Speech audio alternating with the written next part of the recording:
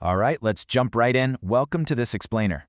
Today, we're taking a really focused approach to explaining the chapter on micro, small, and medium enterprises, or as they're commonly called, MSMEs. We'll be breaking down the critical role of business entrepreneurship alongside it.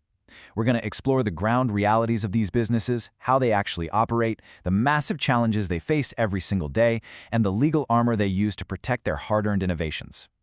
To really get a feel for this sector, I want to start by telling you a pretty remarkable story. Meet Kumbongamayum Dhanachandra Singh. He was the son of a poor tailor in Empao, Manipur. Growing up, he didn't have a whole lot of privileges. His father couldn't afford to send him to a bigger city for a fancy education.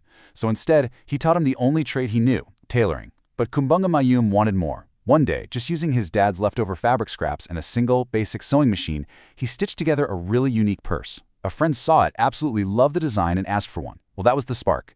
He calculated his costs, launched a little venture called Romy Bags in 1996, and fast forward to 2007, he actually won the National Award for Bag Making under Micro and Medium Enterprises. Incredible, right? He once said, "You can't let anything stop you from moving forward." And that relentless grit perfectly captures the reality of building a business from absolutely nothing. His journey is living proof that success in the MSME sector isn't about having vast resources on day one. It's about sheer perseverance, a lot of hard work, and the ability to really listen to what the market wants. Okay, Section 1, Engine of the Economy. Let's zoom out and look at the macro-level impact here. The sheer scale of the MSME sector is just undeniable. Think about these numbers for a second. They are the literal backbone of our economic growth. They contribute roughly 29.7% of the entire GDP, and nearly half, 49.66% to be exact, of our total exports. They are this vital, beating heart of our industrialization, taking local raw materials and indigenous skills and transforming them into absolute global trade powerhouses. And hey, if you think MSMEs only make simple consumer goods, think again. MSME tool rooms have literally gone to space. No joke. They provided at least 10 vital components for Mangalyaan, India's historic Mars orbiter mission. And it doesn't stop there.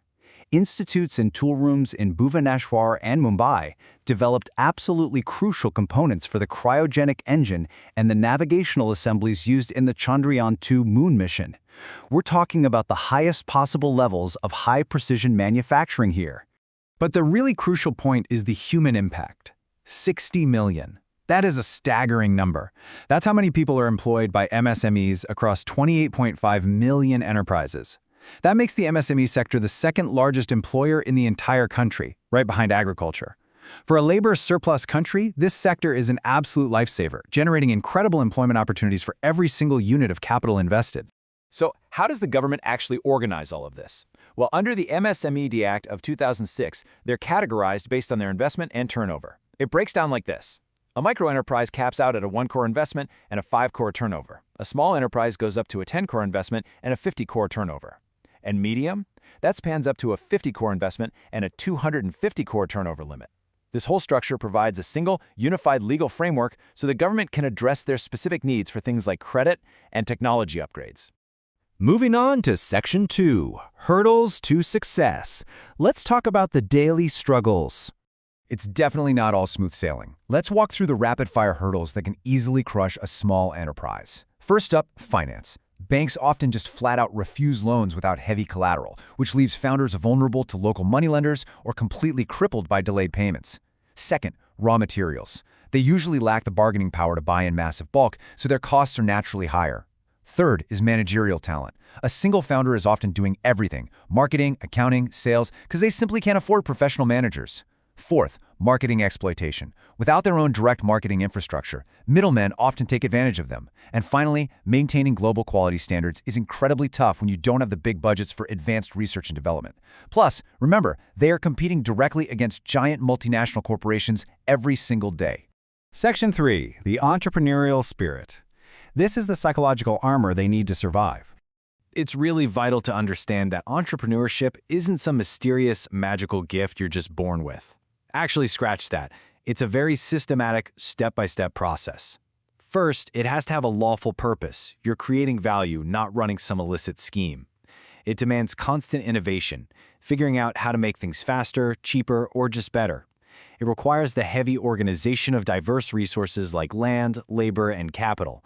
But most importantly, it is all about calculated risk-taking. Entrepreneurs aren't reckless gamblers. They're people so incredibly confident in their own capabilities that they can look at a 50% chance and figure out how to turn it into a 100% success.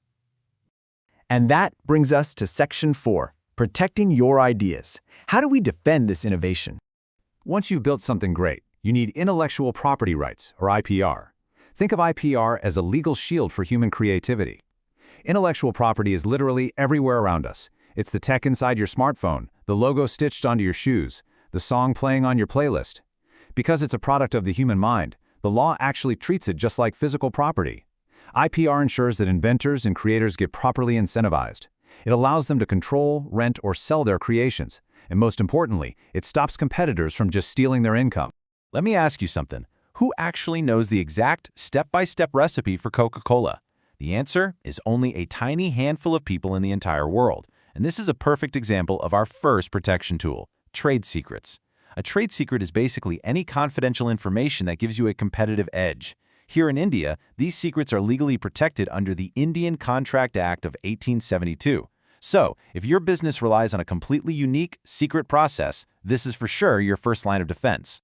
Next up, we have trademarks. These are what let us differentiate the goods of one company from another. We all know the conventional ones, right? Words, color combinations, logos, packaging. But what is truly fascinating right now is the rise of non-conventional trademarks. Beyond just visuals, you can now legally protect a unique sound, a dynamic movement, or, get this, in some parts of the world, even the specific smell or taste of your product, as long as it's deeply, deeply distinctive to your specific brand. Now, what if you have a product that is deeply tied to a specific region's heritage? Things like Naga Mircha, Darjeeling tea, or Benares brocades. For those, we use a geographical indication, or a GI. A GI protects the collective goodwill that local artisans and farmers have spent centuries building up. It tells the consumer, hey, because this originates from this very specific geographical territory, it carries an authentic quality that literally cannot be replicated anywhere else. But what if you make a massive, groundbreaking scientific discovery? That is where a patent comes in. A patent gives you the exclusive right, granted by the government, to stop anyone else from making, using, or selling your invention. But it's not easy to get. Your invention has to meet 3 super strict criteria. It must be completely new to the world, it must be non-obvious to an expert in that field, which means it requires a real inventive step, and it must be capable of actual industrial application. Finally, we've got copyright. So while a patent protects a functional invention, a copyright protects the expression of an idea. The scope here is massive. We're talking literary works like books and software code, artistic works like maps and sculptures, right through to dramatic works like screenplays and feature films. And honestly, the best part? Copyright protection kicks in automatically the exact moment your work is created. Though, of course, officially registering it helps massively if you ever need to drag someone to court for infringement. Well, we've definitely covered a lot of ground today explaining the core realities of the MSME chapter. We've seen the vital economic engine these small businesses provide, the calculated risks that true entrepreneurs have to take, all the way down to the intricate legal frameworks designed to protect human creativity. As you think back on Kumbangmyeom's incredible journey, going from a single sewing machine in Manipur to literally winning a national award, I want you to ask yourself, what value are you going to create in the world, and what armor will you use to defend it? Keep learning, keep innovating, and I'll catch you in the next explainer.